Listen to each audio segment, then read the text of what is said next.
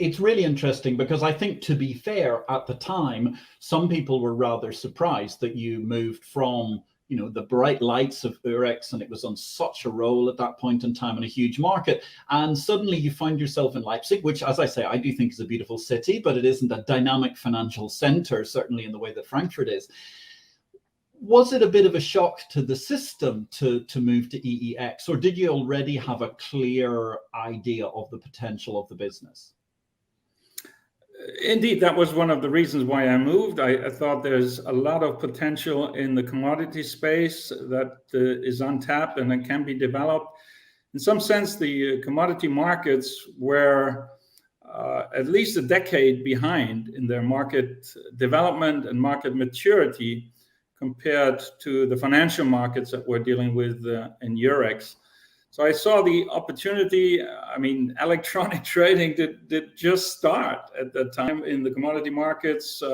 Liquid order books was unheard of in at least the power market, which was the main business and still is the main business of EEX. So I saw that the benefit of what happened in the financial markets could also be brought to commodity markets and the power market in particular. Where next for EEX geographically? Are there opportunities in emerging markets, developing countries? Some of them are developing carbon markets, but do producer markets in Africa, for example, offer possibilities for EEX growth? There are exchanges there, and there has been some foreign interest. Peter, broad-ranging question.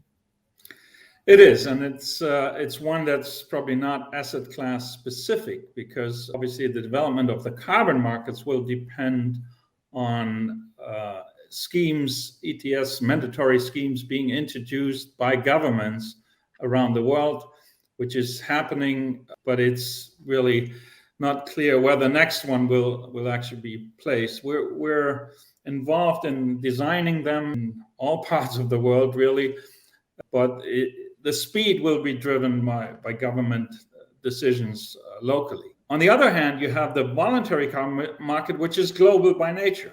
It doesn't matter where the projects are located. Some of them are in Africa, in South America, and it's a market that really covers all globe. The main business of EEX Group is still the power market, and we have been expanding also the power markets in our regional coverage. Obviously, our home base is Europe, and we're offering 20 different markets in Europe alone. And obviously, through Nodal, also cover the US market. But there's also still some potential where there's no trading market for power at all. One great example of that is our market entry into the Japanese power market 2 years ago. And it's all about deregulation that has to come first before the exchange market even makes sense. And that's what happened in Japan over the last couple of years. So they have moved from regional monopolies to an environment of competition. And that is where you need trading opportunities.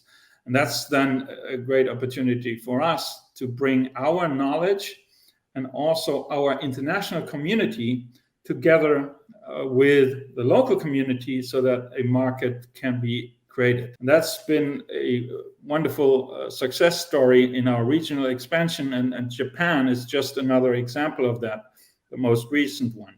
Now, where is the next exchange market going open in power?